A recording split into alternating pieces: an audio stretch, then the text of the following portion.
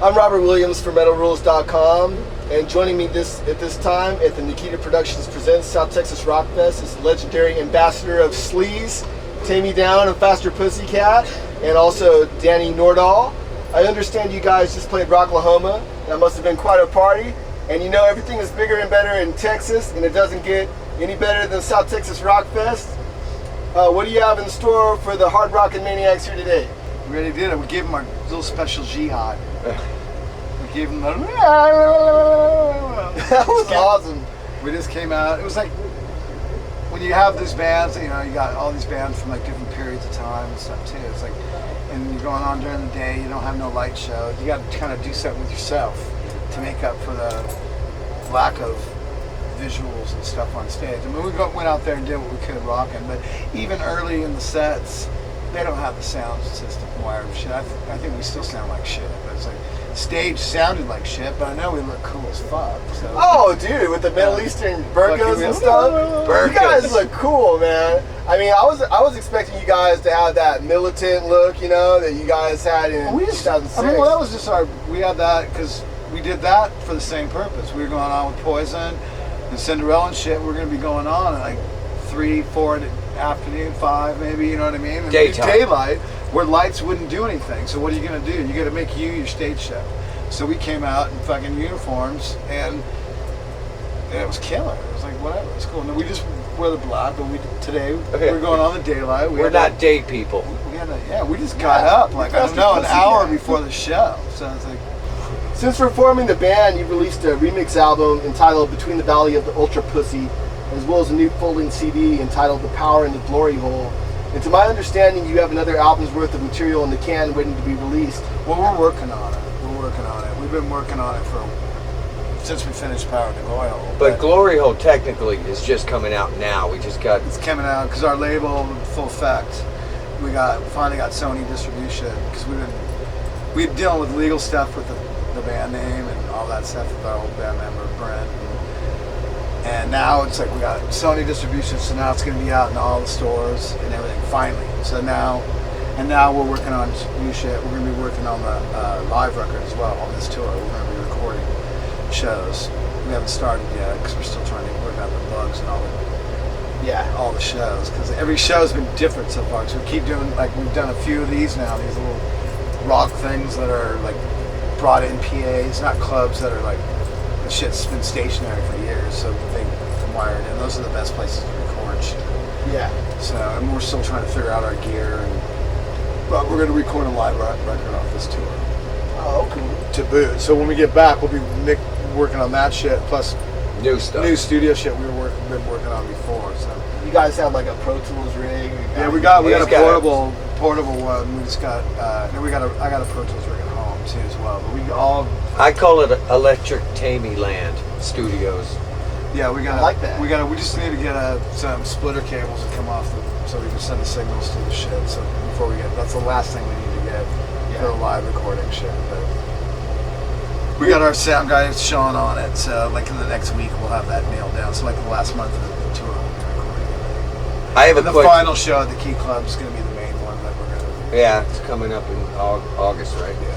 And the one thing about Texas, they're down with Power in the Glory Hole. Oh yeah, definitely. They've been digging it. Yeah, there's some people we've always like I said, it's like our 4th or 5th show so far. And they're already singing the words to the song, so I mean it's been out for a little bit, but online you can only order it. The new sound is just so fucking perverse and dirty and sick. But it's still fucking the next rock. logical step. People think it's like oh, you're all industrial. It's not industrial. You listen to the record, it's fucking a rock record. Oh, it's totally rock and roll. I mean, it's rock. I mean, there's some fucking overtones and like on a couple of the tracks, but because we didn't record it in 1992. Exactly. It's not. Yeah, it's not. It is so good. It's 2008. It makes you want to take a shower after you hear it. You know, you can't get clean. You have to take 2 showers and wear 4 condoms. Sandblasted. You're currently going out on tour with LA Guns. Martin Casey, Law Guns. The new singer for LA Guns, mentioned in a recent interview that you and Tracy have known each other since grade school. No, that's not. They never went to school. We never went to school. No, we went to school. No, never went. No, we've known each other since we were 19. Oh, bummer, because my next question was if you ever used to beat him up as a little kid. No, but I almost beat him up before. Him and- Shit about wait, us wait. in the first interview just because he was fucking We with toured us. together before, and Taime got in a fight, and Tracy was the first one on your side. But on that, They're that scrappers. Texas Jam thing too, that I just read like the first part of it. And it was about Tracy and the name. And like that wasn't Tracy. That's whatever that shit that was written in there is wrong.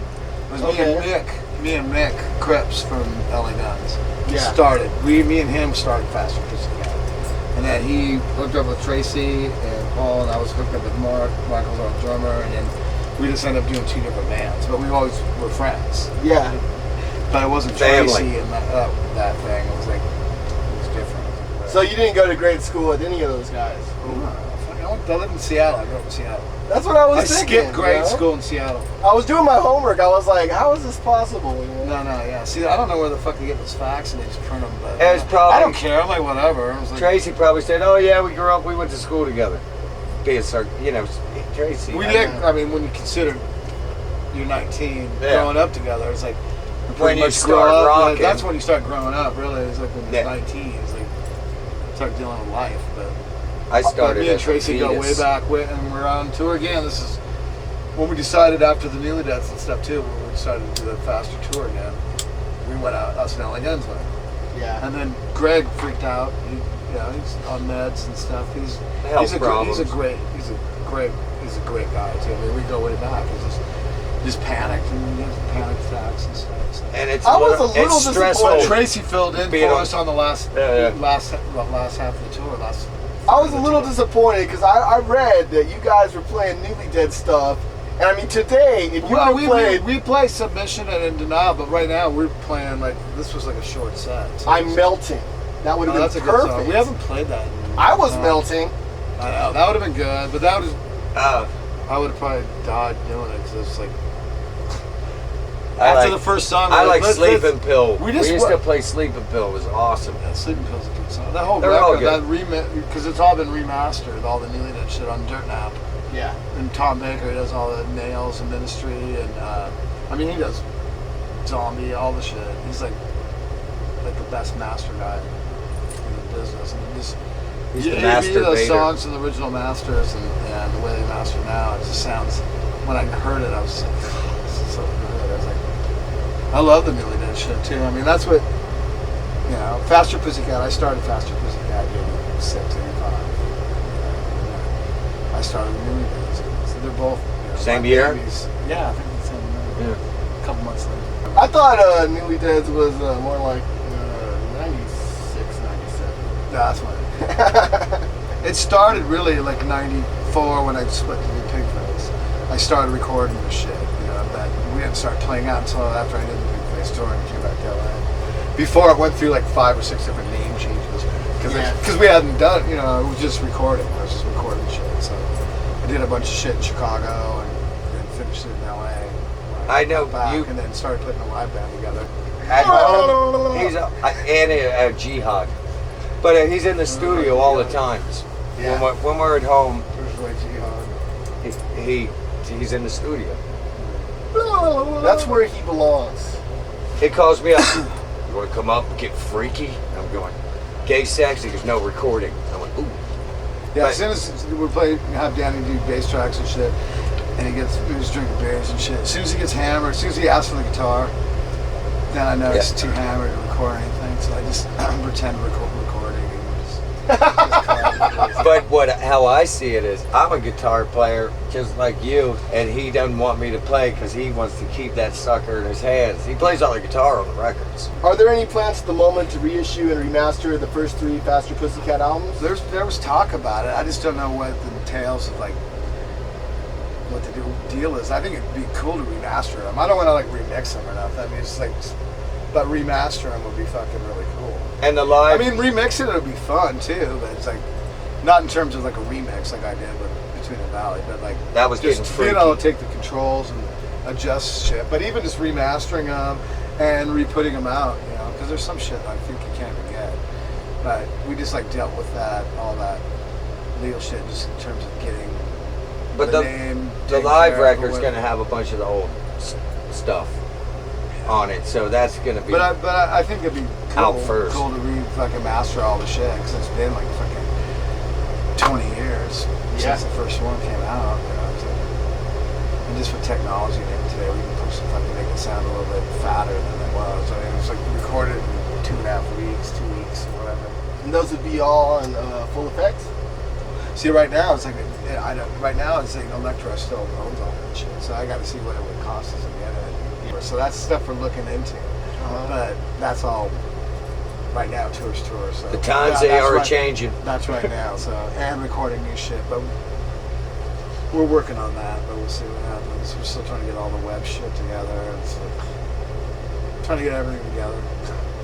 Do you think we can ever expect a Faster Pussycat DVD with all of the band's videos, live footage, documentary? Like I said, we're working on everything. That's like everything. I got footage from fucking back at like our second show ever. Like, killing me. There's like shit that's like up in Seattle, and my mom's like fucking. It's funny. My mom's called me today out of the blue too. Myrtle Beach. Your cousin's in Myrtle Beach. So she's One of them getting there early. But anyway, like I said, we got oodles of that shit. We're just transferring shit. And we've got footage from just all the way through. You know, from the old days up until like we started the shit again in 2001. We got shit from the Poison tour. We got stuff from just all types of shit. So we're gonna put together. We might start putting together like a fucking volume type thing, where it's just like a